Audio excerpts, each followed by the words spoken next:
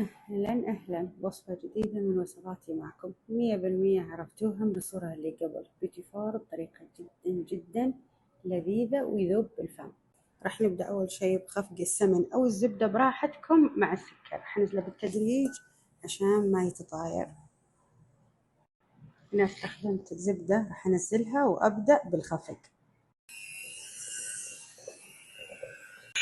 عندي الخليط، راح أضيف البيض مع رشة الفانيلا وأستمر بالخفق.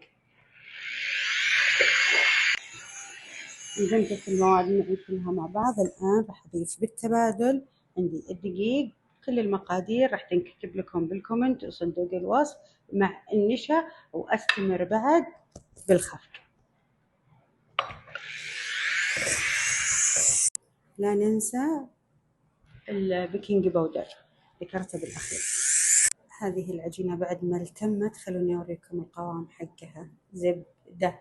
الحين بغطيها وخليها بالثلاجة تقريبا نص ساعة ونرجع لكم.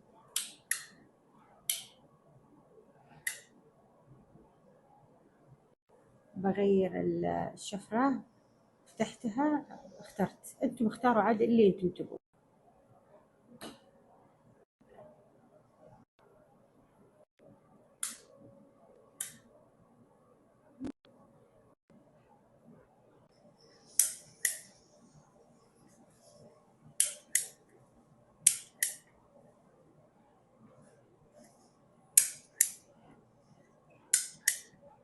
راح ندخل الصينية ونروح نصلح الصينية الثانية، ندخلها على درجة 200 مدة 10 دقائق، ويا ليت تجلسون حولها.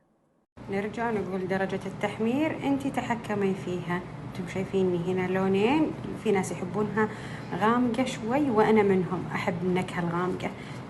شوفوا الهشاشة، تبارك الرحمن.